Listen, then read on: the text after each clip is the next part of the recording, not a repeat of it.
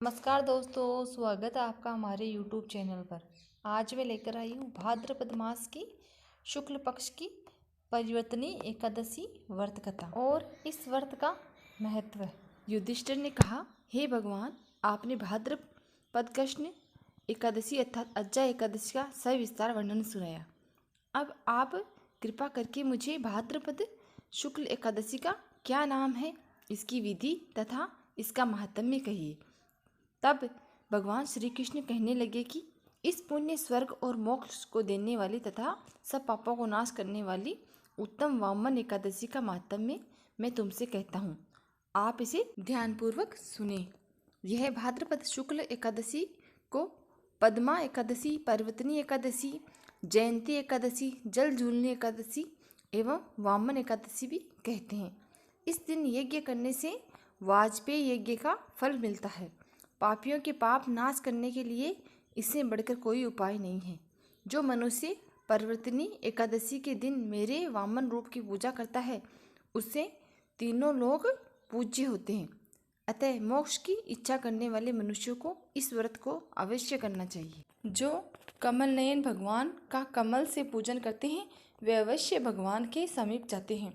जिसने भाद्रपद शुक्ल एकादशी को व्रत और पूजन किया, उसने ब्रह्मा विष्णु सहित तीनों लोकों का पूजन किया। अतः हरिवासर अर्थात एकादशी का व्रत अवश्य करना चाहिए। इस दिन भगवान करवट लेते हैं, इसलिए इसको परिवर्तनी एकादशी भी कहा जाता है। भगवान के वचन सुनकर युधिष्ठिर बोले कि हे भगवान, मुझे अति संदेह हो रहा है कि आप किस प्रकार सोते हैं और करवट लेते हैं तथा किस तरह राजा बलि को बांधा और वामन रूप रखकर क्या क्या लीलाएं की। चतुर्मास के व्रत की क्या विधि है तथा आपके सहन करने पर मनुष्य का क्या कर्तव्य है, सो आप मुझे विस्तार पूर्वक बताइए। तब भगवान श्री कृष्ण ने एकादशी की कथा सुनाई। आइए सुनते हैं पार्श्व एकादशी व्रत कथा। श्री कृष्ण कहने लगे कि हे राजन, अब आप सब पापों को नष्ट करने वाली कथा का श्रवण करें। त्रेता युग में बलि नामक एक दैत्य था। वह मेरा परम भक्त था।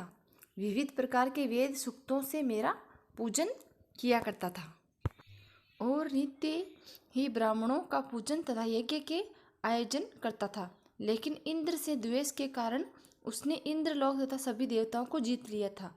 इस कारण सभी देवता एकत्र होकर सोच विचार कर भगवान के पास गए। बृहस्पति सहित इंद्रादिक देवता प्रभु के निकट जाकर और नतमस्तक होकर वेद मंत्रों द्वारा भगवान का पूजन और स्तुति करने लगे। अतः मैंने वामन रूप धारण करके 5वां अवतार लिया और फिर अत्यंत तेजस्वी रूप से राजा बलि को जीत लिया। इतनी वार्ता सुनकर राजा युधिष्ठिर बोले कि हे जनार्दन, आपने वामन रूप धारण करके उस महाबली दैत्य को किस प्रकार जीता। श्री कृष्ण कहने लगे, मैंने वामन रूपधारी ब्रह्मचारी बलि से 3 पग भूमि की याचना करते हुए कहा, ये मुझको 3 लोक के समान है और हे राजन, यह तुमको अवश्य ही देनी होगी। राजा बलि ने इसे तुच्छ याचना समझकर 3 पग भूमि का संकल्प मुझको दे दिया और मैंने अपने त्रिविक्रम रूप को बढ़ाकर यहाँ तक कि भूलोक में पद, भूलोक में जंघा, स्वर्गलोक में कमर, महलोक में पेट, जनलोक में हृदय, यमलोक में कंठ की स्थापना कर सत्यलोक में मुख, उसके ऊपर मस्तक स्थापित किया। सूर्य, चंद्रमा आदि सब ग्रह गण, योग, नक्षत्र, इंद्रादिक देवता और शेष आदि सब नागगणों ने भी विविध प्रकार से वेद सूक्तों से प्रार्थना की। तब मैंने राजा बलि का हाथ पकड़कर कहा कि हे राजन, एक पद से पृथ्वी, दूसरे पद से स्वर्गलोक पूर्ण हो गए। अब तीसरा पग कहाँ रखूं? तब बलि ने अपना सिर झुका दिया और मैंने अपना पैर उसके मस्तक पर रख दिया, जिससे मेरा वह भक्त पाताल को चला गया। फिर उसकी विनती और नम्रता को देखकर मैंने कहा कि हे बलि, मैं सदैव तुम्हारे निकट ही रहूँगा। विरोचन पुत्र बलि से कहने पर भाद्रपद शुक्ल एकादशी के दिन बलि के आश्रम पर मेरी मूर्ति स्थापित हुई। इसी प्रकार दूसरी क्षीर सागर में शेषनाग के पष्ट पर हुई। हे राजन, इस एकादशी को भगवान शयन करते हुए करवट लेते हैं, इसलिए तीनों लोकों के स्वामी भगवान विष्णु का उस दिन पूजन करना चाहिए। इस दिन तांबा, चांदी, चावल और दही का दान करना उचित है। रात्रि को जागरण अवश्य करना चाहिए।